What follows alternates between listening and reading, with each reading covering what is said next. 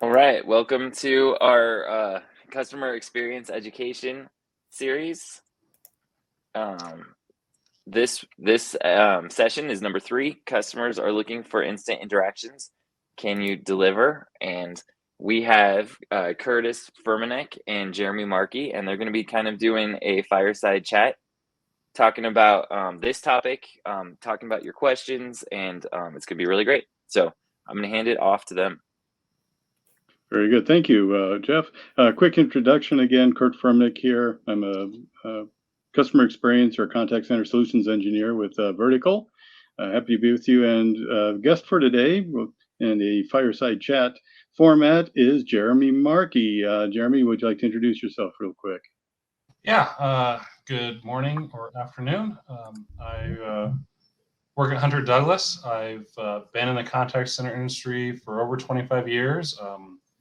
15 years of that was in the business process management outsourcing side, and 10 years was first party, Hunter Douglas, of course, where I'm at today.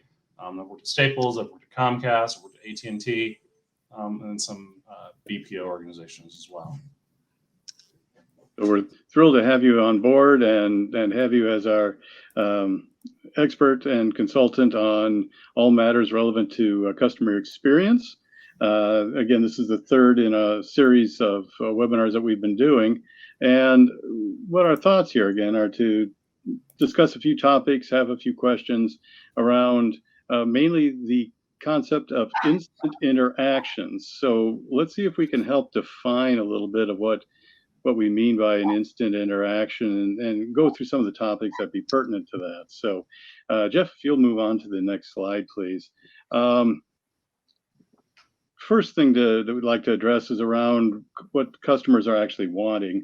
And in doing some research in preparation for here, ran across a great statistic showing that 90% of customers want an answer to their support questions immediately. And that definition of immediately was in 10 minutes or less. Jeremy, what do you think? What's caused this need for immediacy that we're seeing now? I mean, it used to be you send an email off to a support company, and 24 hours later, you'd expect to maybe get a response from them. Now we're talking about less than 10 minutes. What are your thoughts about this need for immediacy? I think it's a couple of pieces. Nothing's ever just one reason. I think part of it's just the evolution, right? We've all heard and experienced everything's faster and faster. That's a piece of it. We did see with the push to work from home an increase in that requirement for immediacy significantly across the board. And some of that was a byproduct of you just couldn't get anything immediately for a while, right? Like toilet paper. That was hard to get your hands on for a while. My wife was not happy that we didn't stock up ahead of time I think it was in trouble for like 6 months of COVID right off the bat because we didn't have enough toilet paper. Sorry, dear, I love you. Please don't throw me out. But some of it is just the digital age, the digital future that we're moving into. That instant gratification is a part of where we're going, and it's just the next step. My dad would talk about how it used to be, he worked in cars, you could get cars back to folks, in a week or two, and how frustrated it was that people wanted the car the next day. Like, how do people get to work without a car for a week or two? I just didn't understand it. Today, I want my car back in an hour, right? Like, I don't want to wait till tomorrow for an oil change. I'm going to sit there and wait for you to do it. Can you change the oil now? That'd be great. So I think it's just a piece of that. And I would argue, like the 10 minutes is probably on the slow side from my experience, right? Like 10 minutes is probably not fast. That which leads to kind of a follow-up from this is based upon your answer there. Do you think that really is a realistic expectation from customers nowadays to have something in that? I continue. It doesn't matter if it's realistic. It doesn't matter because if that's what the customer wants, somebody will figure out how to deliver it, and now you got to catch up. So I think the question isn't, is it realistic? I think the question is, do you want to be playing catch up where you're losing market share, or do you want to capitalize on that market share and ride the front of the wave. And where do you want to be?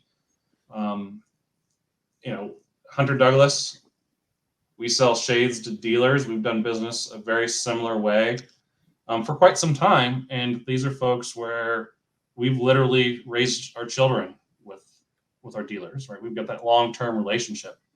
they expect it, right? Like we've known each other for forever, and they're expecting that faster and faster piece. And this is an existing relationship. So we know if we don't catch up, they're going to switch who they do business with. We can't afford that. I think it's true everywhere else as well. So evaluate for yourself in your own business where it makes sense and where you are in that. But we have economic headwinds coming, right? Things are getting harder. Some of the sales organizations out there have already started to lay people off. Folks, inflation's crazy high. My daughter just bought a house. She's really happy with her 6% interest rate. And I'm just like, oh my God, that's terrible. My dad's like, that's better than 25% when I bought my first house. I'm like, 25%? But, so things are, it's economic headwinds are coming or are here depending on where you're at. And investing in that instant interaction and doing it in a way that's cost effective is probably the right answer. Even if it doesn't give you market share, it'll still save you some money. Absolutely. And it sounds like in your thoughts, a key part of retention, as previous webinar, we talked about the fact that it costs 5 to 7 times more to gain a new customer than to retain an existing. Plus, one of the other great benefits of retention is the fact that you get free referrals from people that have got that network of people that they work within and that they know. So it sounds to me like you see this need for immediacy as a real key component to retention. Yeah, there's no doubt about it. And that immediate, that instant interaction, that immediate interaction, you've got a scale of value versus time spent or money spent, right? Like the definition of value is how much did you spend versus how much did you get? And that spend, we typically quantify in cash, but really time is a big piece of that because the cash we got from time, right? Like that's the deal. I trade my time for cash. All of us here probably trade our time for cash. So there's that part of it. And then the time we spend interacting with that organization is a time piece. And I can tell you, I don't have any patience for it. And I look at my children, right? I've got 3 adult children. They have less patience than I do. And, my dad spent a bunch of time telling me how impatient I was. So it's just part of that piece. And, you can argue that impatience is impractical or it's just the youth or whatever. I would say that the folks want to spend the time in the area that provides them the most value and gets them the most out of life.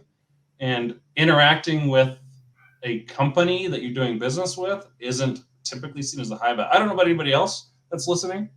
I have never called a company to be like, hey, how you doing? Just wanted to say I like you. Because it's not a high value thing. I'm calling them because something broke, right? I'm interacting with them because I need something and I need them to solve it now. I need a service. Very good.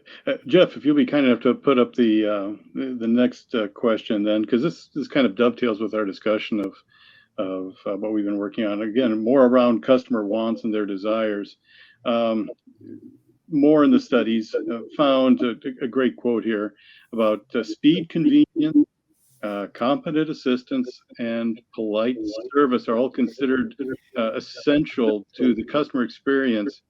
And this is from a study that shows 80% of Americans, that's what their expectations are.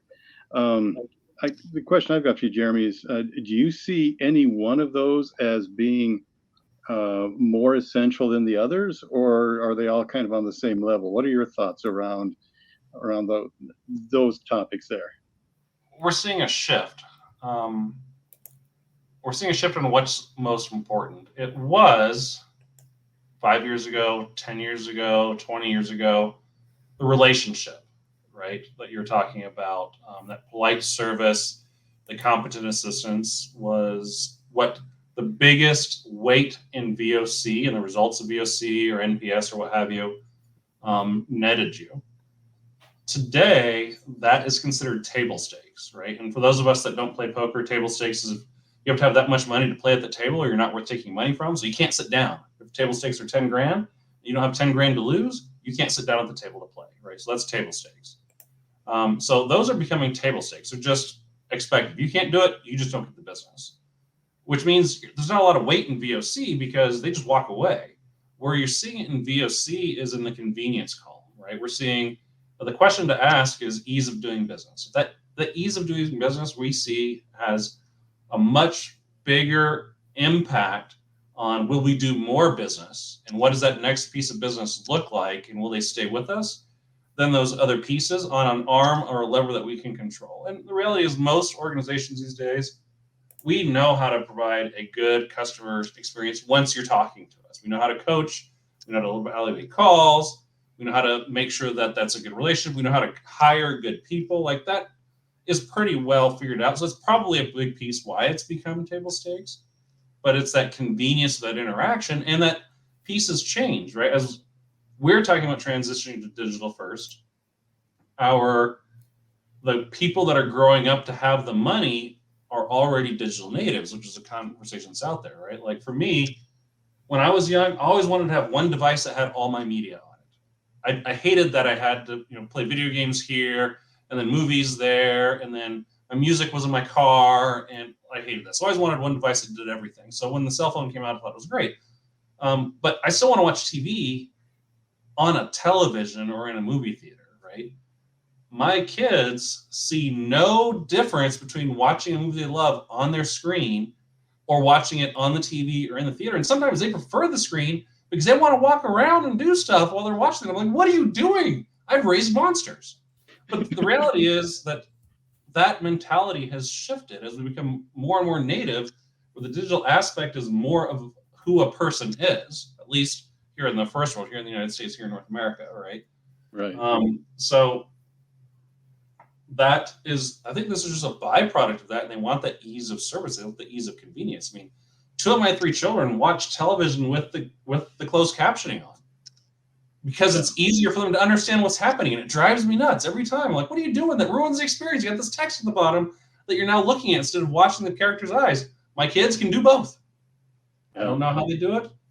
I didn't raise them to do that, I swear. I can commiserate with that. I'm actually hearing impaired, so I love having the captions on.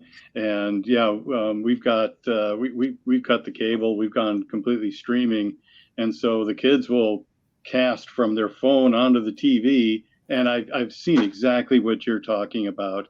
Everything that they see has got the captioning on, and I'm getting that same experience. And I've adapted to it. It's amazing how well it works. So yeah, they are so much more digital forward thinking than we ever were at this point in life. It's a sign that it's a melding together, right? Like, I know we're not talking about AI today, but one of the big questions folks ask, and I know we talk about it a little bit later, is what does AI mean? But the big question that tends to be out there is, will AI replace my job? The answer is no. AI will be the bicycle, right? You become one together, and that digital piece and that need for convenience is a part of that, right? Like that customer experience is no longer something separate from the way I interact with the world. I need to change my mind. To the modern person, that is just part of the existence, and this is just part of the way I live life, and it just integrates organically. And everything else is that convenient. The customer service experience needs to be at that level of convenience as well. Thank you. Very good. Jeff, if you'll put up the next question, because our topics that we just talked about actually is a great segue into the next component, which is around the topic of self-service. And, how do you think offering self-service meets the customer's need for speed?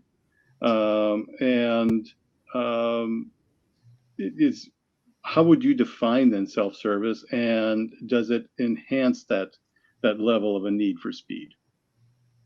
Your customers don't want to talk to you. We talked about that a little bit already, right? Like they just don't. They want a problem solved, and more folks are willing to solve it themselves. Even my dad, right? Like He's not a digital native, but he loves just being able to take care of it himself, whatever it is. He'll learn what he needs to learn. But that self-service counts as an interaction, even though they didn't talk to somebody, right? You're talking about assisted versus unassisted channels. And that's what for us, an assisted channel means somebody's guiding you, showing you, helping you. Somebody's there, a human being is a part of it. Maybe a chat bot, but it's an assisted channel. You're getting some assistance from either a person or technology. Unassisted channels are channels where there isn't that level of engagement. You're just taking care of yourself. And that's a huge piece. When you talk about, we talked earlier about ease of doing business. A leading indicator to ease of doing business is something called zero resolve. A zero resolve means that when somebody used your self-service, they needed zero more help, zero more articles, zero more searches, zero more anything to solve their problem. Your zero resolve rate is a leading indicator to your ease of doing business rate, which is central to your VOC. So if you don't have a good zero resolve rate, or even measuring your zero resolve rate for your self-service elements, your ease of doing business is probably not going to be very good. So what would be some tools that you would utilize in order to enhance that experience? I mean, you talked a little bit about some, possibly using chat bots and things like that. Are there some other tools that we would be considering as part of this whole concept? And again, with VOC, we're talking about the voice of the customer, right? Yeah, voice of the customer, a net promoter score, anything like that. There's a ton of different ways you can measure the value, and there's various reasons to do it. Depends on your organization and what you're doing. But yeah, so tools that are out there. There's a couple ways that you can look at it. The first thing you have to keep in mind is you have to meet that customer where they are. It was the new hotness for a little while to roll out an app and people engage with apps. That is going away unless you've got a really compelling digital experience and digital product. People don't want to install apps to engage with you, right? So what does that self-service mean if it's not an app? Well, that's a good question. It means they need the answer where they're at, right? So some of it is, people ask their phone for questions about you. You can get your answers into Google, where Google will reply with your self-service answers. Now you're engaging with them. You can get Alexa to do it, right? Like my brother, we have Google all over the house. I'm afraid it's going to wake up and listen when I say that word too often. But my brother has Alexa all over the house, and a bad experience, but an idea is he listens to a certain radio show, and when it hits a certain commercial from that radio show, instead of it being played through the radio, Alexa speaks up itself and does it at a different volume level and a different level of engagement. So somebody's doing an advertisement out there that recognizes that when I play this advertisement, if it's on an Alexa device, use Alexa to do the advertisement. Now, he hates it and he wants to set his Alexa puck on fire. So I'm not saying do that. But what I can say is those same hooks can be used for self-service, right? Like, how do I change the power, the adapter in my shade, the battery in my shade? You can hook into that, right? And have the phone do it. Same with SMS channels and all that, but you got to do it in the channel that they're already at, they want to exist at, and leverage that. Instead of come to my tool, come to my website, come to this, come to that. Deliver to them where they're at. Otherwise, that adoption rate is going to be low. You're going to have enthusiasts that'll be there. Your enthusiasts will think, oh, that's great. But the normal folks, the non-enthusiasts, where 80% of your revenue is coming from, they're not going to do that. And then they're going to be stuck in voice channel. And we saw that, right? So this isn't the first instant interaction self-service push. There's been a lot of those. I've been doing this for 25 years. I feel like it's Groundhog Day, and don't drive crazy because I keep hearing it, right? But we keep making different iterations. But 5 years ago, 10 years ago, 15 years ago, everybody was convinced we had it figured out. We're going to roll this app out. We're going to put on this thing called an iPhone, and people are going to love it. And they made a very small dent in the voice channel for most organizations. The ones that didn't were the ones that have like monopolies or what have you, or very big presences, or very digital environments where they can force people into those digital channels, or already had a digital first product. Or digital first people they were servicing. But for most of us, it made a small dent, right? was great and it saved us money and we're happy for it. But like, it's like 4 to 6%, maybe 10 or 15% of your interactions. You know, for us, Andrew Douglas, 70% of our interactions were still voice, and we did all that, right? So we didn't really make that big promise helped, but it was just a piece. So, and I think the big piece of that is we're asking them to come to us. Look, we built this tool for you. Just come to us. If we build it, they will come. That's not true. We have to go to them. And that goes back to what we were talking about with our kids and how they want to interact with their media. And they want the media to be where they are. They don't want to go to the media. The same is true with that customer experience. They want the customer experience to be where they already are. They don't want to go to it. And to be honest, the same is true for me. I'll use a personal example. The person who repairs my cars, the company's called Uptown Auto. They're here in Northern Colorado. He's kind of in a bad place. Not like just not a good location. It's kind of far from me. It's on a one-way street. It's kind of hard to get to, but he's amazing. The work he does is amazing, and I can always trust it. But I was shopping around because I just didn't want to go that far, and I didn't want to deal with one-way streets. And he rolled out text messaging. The next time I was frustrated after I did it for about 6 or 8 months. Went to different places. I wasn't really happy, so I went back to him out of frustration. And he didn't tell me he rolled out text messaging. I just got a text message about my appointment, and I could interact with him, and I could just start engaging with him where I already am. And I'm back. 100%, he's won all my business again, right? He got me back through that because I'll wake up at 3 a.m. going, oh crap, I forgot I need to get this done in my car, and I'll just text John, that's his name, and go back to sleep, and it's fine. And then the next day when he gets up, he'll text me back, and we'll send pictures back and forth or videos on what the car is doing, and it's fantastic. And as long as I live in Northern Colorado, he's going to fix my cars, and it's because he's interacting with me where I am. Exactly. That's fantastic. That's a great example. Thank you for that, for those use cases and for examples of all of that. That's terrific. Thank you. Yeah. So I know I had you talk about apps. I had a similar experience. I went to the mall for the first time in forever over the weekend and needed to purchase something and they said, well, hey, if you download the app, you can get this additional 10% discount. And I'm like, well, why do I don't want to have an app? I just, how about, I'd rather reach you over Instagram or some other social media. Do I have to download another app on my phone? And I literally passed up the discount because I considered it more of an annoyance to have an additional app than to reach out to them by a means that I wanted to. And they didn't allow that for me. So I was like, fine, I'll just walk away from that. I ended up making the purchase, but I'm not as happy now as with that situation as I could have been. So yeah, no, I can understand it. Now you mentioned voice, we've talking about chat, we've talked about texting. Are there any other channels that we should consider where meeting people where they are? I mean, those are the big ones. There's social media. I mean, you can interact on any of the social medias with folks, but the big thing that's gaining ground, like there was a big push for SMS, and it really just wasn't deployed right. And this was 10 or so years ago, 8 years ago. And the reality is at the time, everyone wanted to have an app on their phone, right? So that push for SMS really just didn't stick because people were downloading all these other apps. Well, the text messaging experience has got a lot better. iMessage is fantastic. The new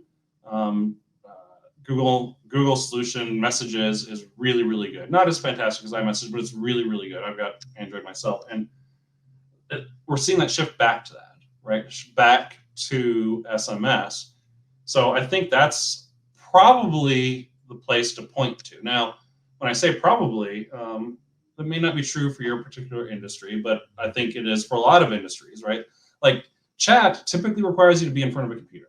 I haven't seen a lot of chat experiences that are great on the phone yet. There are a few, but most of them feel like kind of a broken, kind of clunky website where you accidentally press back and now you're out of the chat and you can't get back to the person, or it doesn't quite scroll around right, or it doesn't notify you, or you can't leave the screen or whatever, right? Like it just, that mobile first experience from chat just hasn't really been delivered, where there's something that doesn't feel native to me.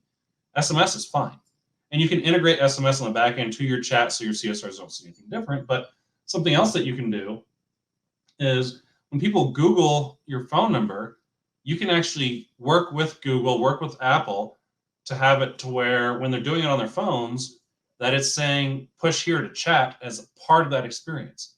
So they're immediately pushing you to chat, and that chat function goes through iMessage and Google Messages. So it's just an SMS, right? It's just a text interface, but they're pushing you to that instead of that phone call when they're doing the search and trying to engage with you. And I tell you, there's a few companies I do business with that did that. I'm like, I'm going to push that button. And I was kind of hesitant the first time, and it was great, and I look forward to it. And there's companies I do business with now because of that, because maybe their product isn't the best in the world, but you know what? It's so convenient when I need to reach out to them. Exactly. And just so you know, we will be talking a little bit more about the mobile experience here in another subsequent question or two.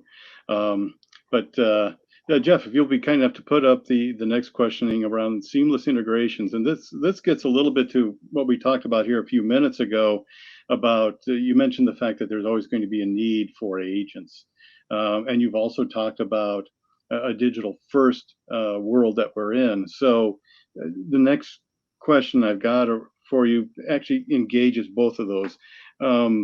Using self-service tools,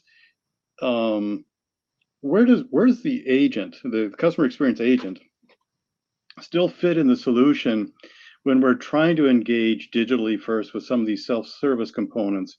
Is the agent still needed? And if so, what is their relative importance? So to you, sir. Thank you, Kurt. You're not going to get rid of the agent. It's just not going to happen. But you supplement it, right? Like we talked about in some of the different articles that are out there we posted, and I'll use it again. The most energy efficient creature on the planet when it comes to locomotion is the condor. Until you put a person on a bicycle, then it's not even close. Right? The condor just gets decimated. That's what all this is, right? It is the bicycle of the future for your CSRs, right? Like there's a lot of things that are simple, like I want to place an order or I want to check on a delivery. You don't need the agent for that. The reality is you didn't ever need the agent for that, right? Because it's a very transactional interaction. There's still going to be judgment-based, holy crap, things went sideways interactions where they're necessary. But they also are going to be interactions that are only going to be necessary for a part, right? I think where we're going and where things are is that self-service and assisted channel will blend a lot more, and we're talking about the seamless piece, blend a lot more where you start it by yourself, you're getting those pieces going, you started the interaction, and then you get to the part to where it gets a little sticky, AI is not quite ready for it yet, or you need that judgment, or you need just some hand-holding for the guide me, show me.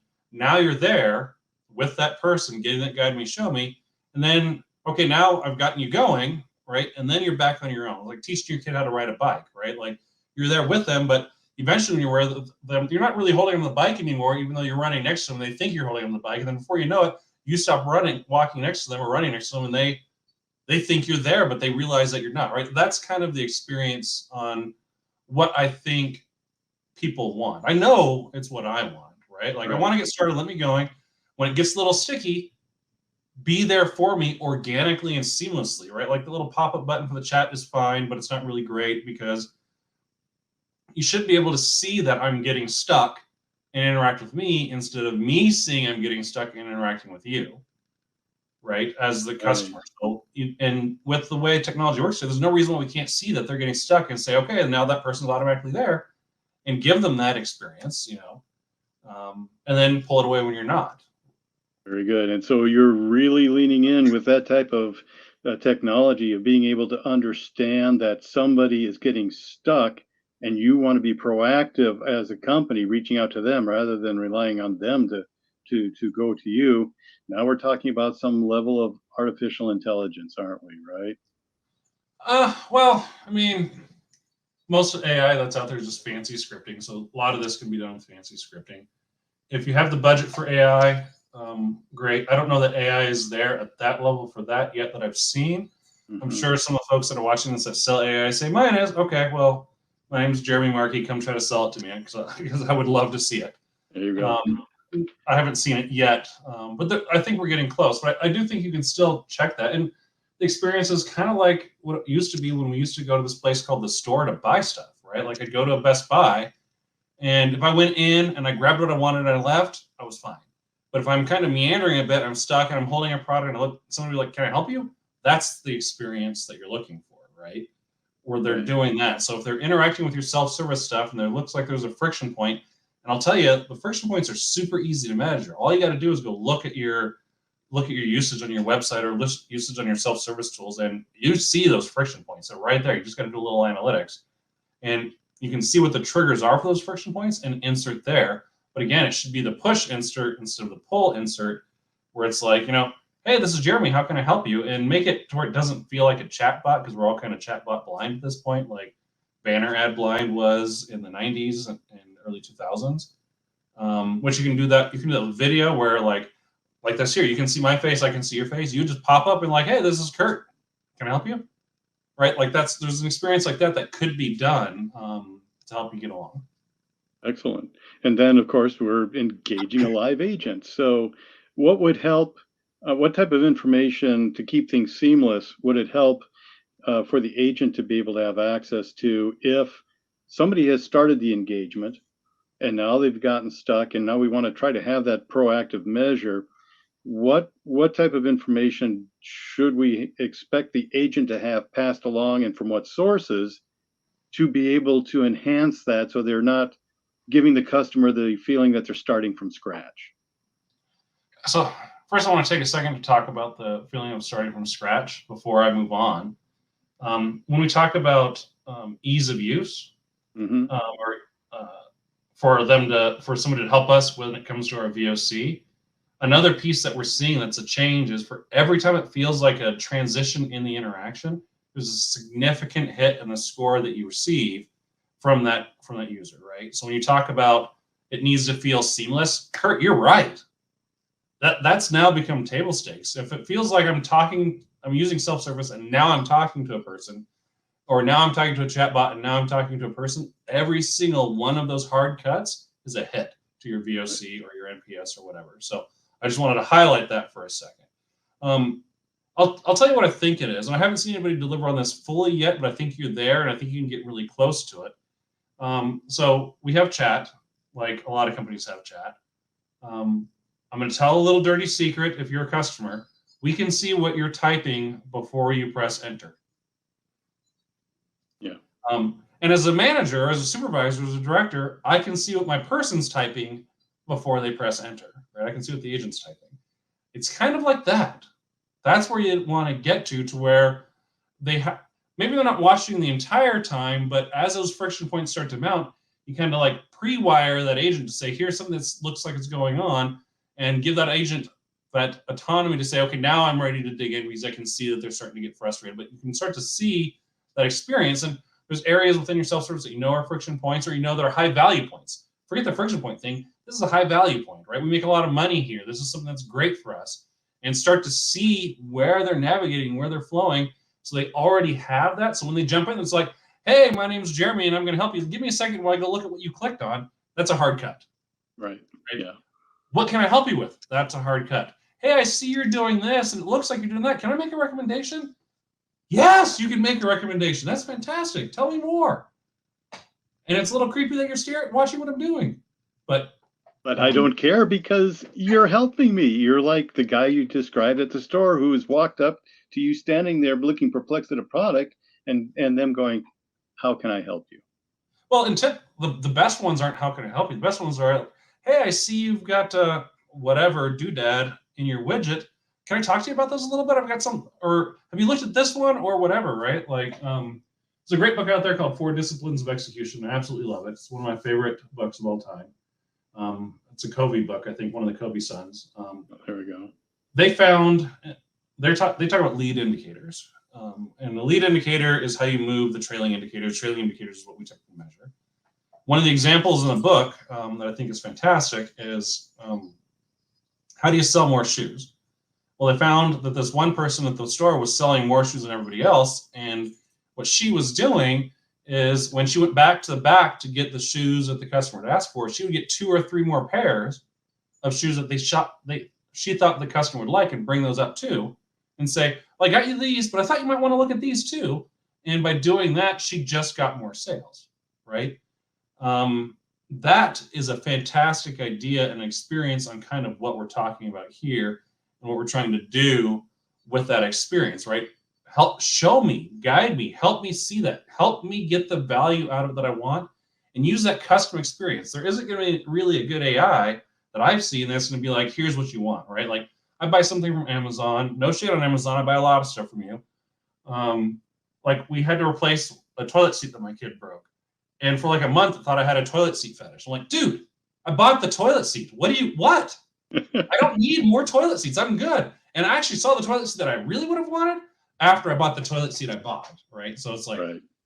That's a great place for an experience where somebody can come in and go, yo, dude, this is the Ferrari of toilet seats. You're going to want that one. And I probably would have bought it. There you go. This another excellent segue. Jeff, if you'll be kind of put up the next question here. With a lot of what we've talked about, just entailed some degree of personalization. And when we're talking about personalization, we're a lot of times talking about an integration to something that has data on us. And it's not just this current interaction, but past interactions or trend histories or whatever may be the case. So, and those are around our customer relationship manager or CRM integrations. So, explain to me the importance in having a good integration with your backend system toward what you're doing with the instant interaction in front of you right now. Yeah. So before I talk about the back end, let me take a little further to talk about what I think adding a little color and sharpening up the point a little bit of what you're saying there, Kurt. So, okay, some of us that are listening to this or here remember the day when banks suddenly decided they needed a retired person selling you popcorn or giving you popcorn in the bank. It's a little weird. I didn't understand it at the time, and the popcorn wasn't very good.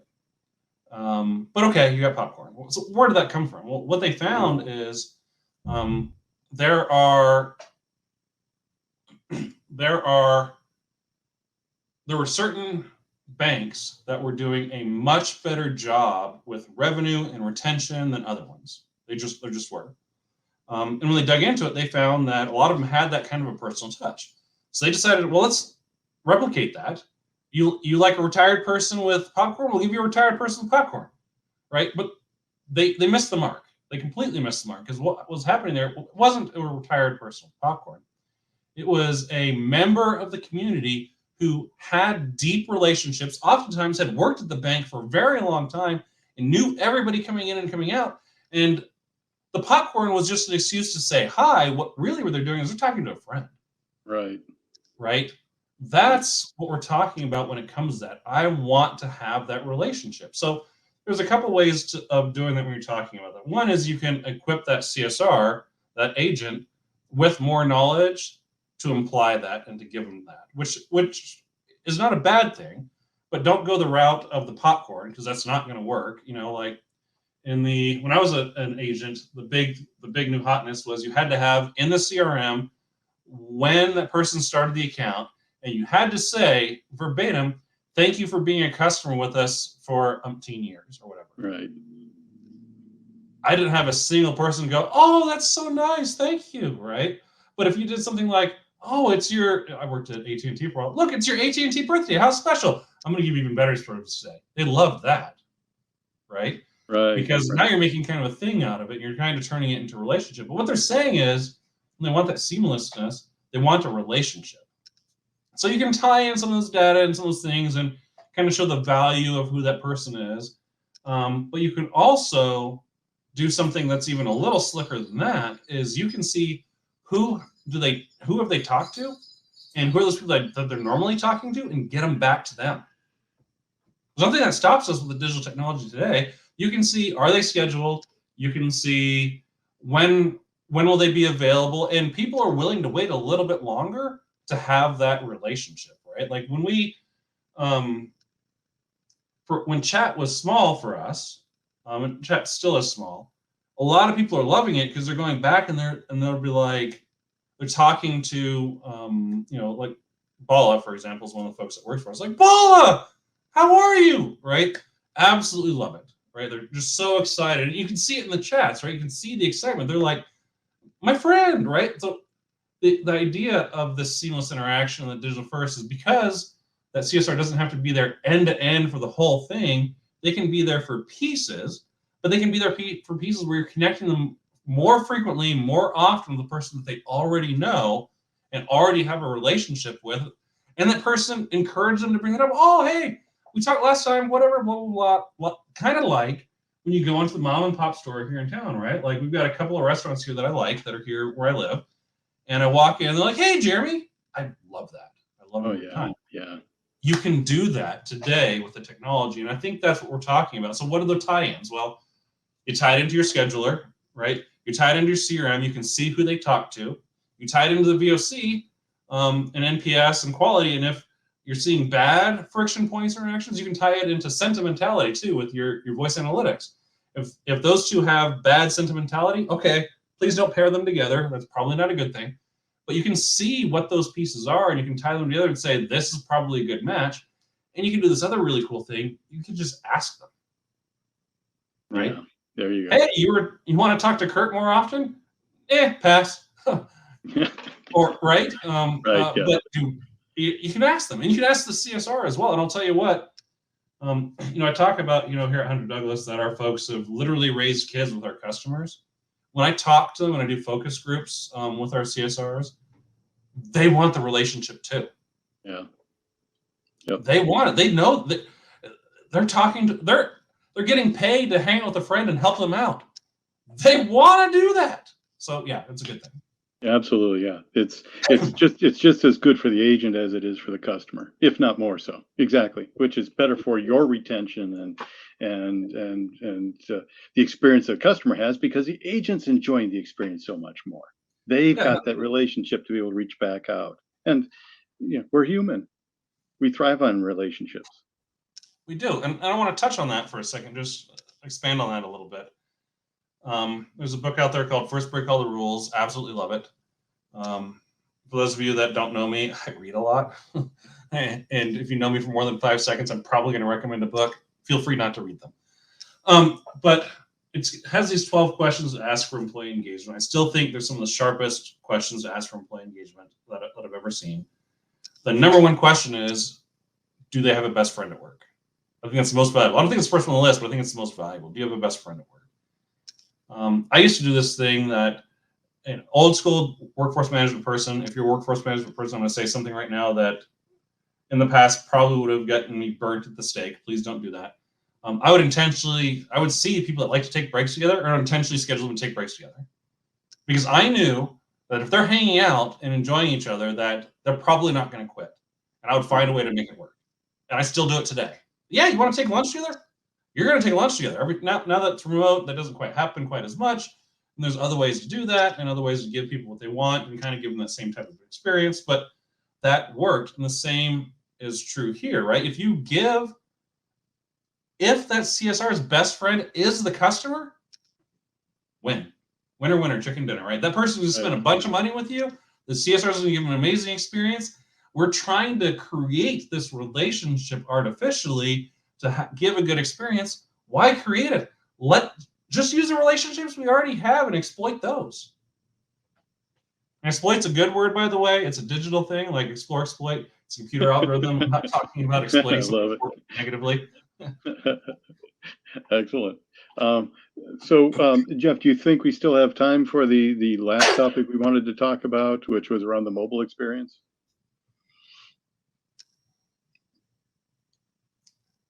Jeff can't find his mute button. Oh, well, yeah. You bet. Are we good to cover this one yet? Yes, definitely. Oh, thank you. Okay, so we talked about it up front a little bit, with using mobile devices and chatting, and that the chat really isn't, that the chat isn't there really, but the SMS is and things like that. The thing we can't get away from though is that 59% of web traffic is actually being generated on mobile devices. In fact, some studies have come up showing that it's not on the screen, $430 billion in sales were generated off of mobile devices this year, and that's supposed to grow up to over $700 billion by the end of 2025. that device is part of that instant interaction that we're looking at. What other trends do you see around that mobile experience that we need to look forward to and plan around, outside of what you talked about with the chat not being where it ought to be now, and that SMS is kind of where it is at this point in time? Your thoughts? Yeah, I mean, I think if we reordered our the answers that we gave earlier, we could have answered a lot of them here. But the other color that I will add is, where are we, right? A lot of people talk about the normal distribution or bell curve. Spoiler: the normal distribution is actually not normal in nature. It's very abnormal. We typically have fat tails. Bonus points if you know that. But for a normal distribution, you see that with a lot of like human-based restricted entities, and I think this is going to be one of those. What that means is we're going to accelerate and then we're going to taper off, right? Is what we're going to see. And this isn't quite a bell curve, but you get the point, right? Like we're going to accelerate and then we're going to taper off. So where are we in that curve? I think we're accelerating. So while they're accelerating, the people that adapt early, they're the ones that are going to win, right? Those are the ones that are going to make it, right? The ones that adapt late are the ones that may not be able to survive and might find themselves being replaced. And then when it starts to taper off, you don't want to invest in it as much. But I can see it today with my children, but not only myself, right? Like when I'm interacting with the business, I have one company who shall go nameless, who I still do business with, but I have to interact with them on a computer. Unless I call them, and I'm not going to call them. I'd rather not call them. Not that there's anything bad with that. I just don't want to call anybody. Right. Right. Yeah. Understood. But because of that, every time I have to interact with them, I get frustrated. And that's true for other folks, right? I got to pull out the laptop. It's so hard to pull out this huge laptop and open the screen, wait for it to turn on. My phone's already there, right? So that's a piece of it. Like the phone is very well optimized to how we want to interact with the digital world.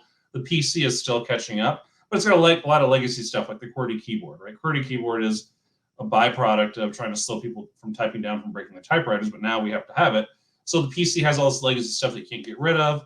They tried to make tablets into PCs and isn't really working because of all that legacy stuff. But the phone doesn't have that, right? So Right. The reality is it's accelerating. And if you're not making your digital first experience centered around the phone, you're probably not getting very far. If you're trying to say, you got to come to my website, you got to have this chat thing, you got to do that, unless you already have a really good reason for them to be there.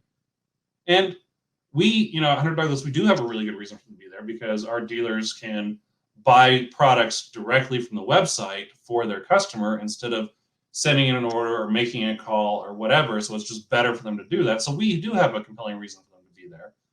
And if you're doing a 17 shade order with $2,000 a window, you probably don't want to enter that on your phone. No. Right? Because there's a ton of little details in the size, the width, the color, the lift system. There's a ton of details. So it's probably not something you're going to do on the phone. So we have a compelling reason. But a lot of folks don't, right? And the company that I'm talking about doesn't. But their the website is terrible. I have to do it on the computer because it just doesn't work right. I get frustrated whenever. So the answer is, it is growing. We kind of talked about all of this stuff, but the bottom line is it's accelerating, and it's accelerating in the channel they want. You got to get into the lane that your customers want to be in, and they're automatically going to be with you. So, absolutely. Thank you for that. Excellent insight. Jeff, the next slide, if you would. So let's start to wrap this up. So we've had a lot of great topics that we've talked about. I guess the concept I'm worried about here now is where do you start? What's the best way to get the process going? How do you get kicked off to get into this? Sure. So first, if you're the person at your organization that has the wallet, get started. And I'll talk about what that looks like. If you don't have the wallet, okay, go influence the person who has the wallet. If you don't think you can influence the person who has the wallet, then just educate yourself. It's that simple. If you do have the wallet, get started. There's a couple ways to do this and to do it right. You can look at your existing technology partners and see how they can help you. You can do that. You can go hire somebody who's already an expert at it and bring them into the fold and give them that. Or you can go get a consultant firms. And those of you that have done consultant firms before are either going, well, I know one that might be able to help, or you're going, because if you're dealing with consultants you haven't done a lot of business with, maybe it's a good experience, maybe it's not, right? Like it's kind of one or the other. Or the other thing is there are companies out there like Vertical today where Vertical offers a product and the expert. You're leasing. Think of Vertical kind of like you think of rideshare. You didn't buy the car, you leased the car, but you didn't buy the driver, you leased the driver, right? So like back in the old school days, when I started in this, all your telecom stacks were all in center. So every single contact center had a full technology stack built into it, and you had a telecom expert or two or three or five in each of those buildings to maintain it, right? And that was expensive, right? Because you had to have all these experts. It was not cheap. With a company like Vertical, you're leasing, you're like Ubering, you're like ride sharing that expert. You don't have to pay for the expert all the time, but part of that process is they have the experts for you. You can just be the operator, right? Like when you're in right now, the cool thing to talk about when you're deploying technology is low code, no code, and having connectors. And low code, no code, and having connectors is fantastic for somebody who can go do the work. You need somebody who is not only a good operator, but also has one arm in the technical side of things to make that happen. What if you're a good operator, but you're not that person that has that one arm in the technology? You either need to hire the person and trust them, or you can work with companies like Vertical that have all those people, have all those experts that'll just build it for you. And you just say, I need this, I need to do this, I need to do that. And will learn, Vertical will learn your business, learn what's going on, be a part of there. We talk about that seamless digital experience. You'll get that seamless digital experience with Vertical, essentially by having those engineers that know what you need and get it built and designed for you to where you can just go deploy and make it work. And you don't have to know how the cookie is made. You just get the cookies. Fantastic. Thank you for that. Again, just a matter of getting out there and taking the first step. The first step doesn't have to be a huge step, doesn't have to be a huge investment, doesn't have to engage us, and let's see what that first step can be. The key is you got to take that first step, right? That's the key. Yeah. The longest journey is the one you don't start. There you go. Very good.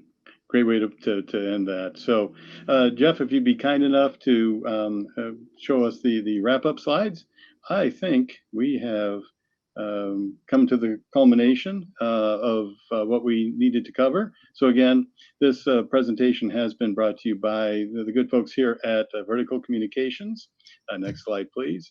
Again, Vertical Communications are here to help you with all of your comprehensive communication needs. We've got decades of experience, and we've got the folks that can tailor the experience that you do need. And finally, last slide. Thank you for attending and for your time today. Do we have any questions in the chat that we need to address at this time, Jeff? We do not have any questions right now. If there are any, you can go ahead and write those in. We'll take a couple seconds to see if there's anything that pops up. In the interim, I want to take a special note to thank Jeremy for his incredible insight and knowledge and being willing to share that with us here today. This has been a great learning experience for myself. I hope those who have attended have also found it to be as beneficial as possible. And, think of instant interactions as in a new light, and what do you need to do to meet the customer where they want to be met and in a timely manner that they wish to be met. So again, thank you very much, Jeremy. It's been fantastic speaking with you today. Kurt, Jeff, thank you. I appreciate both of you. Y'all have a great weekend. Thank you. Anything further, Jeff? Nope, that's it. Thank you guys for joining. All right. Thank you, everybody, and have a great weekend.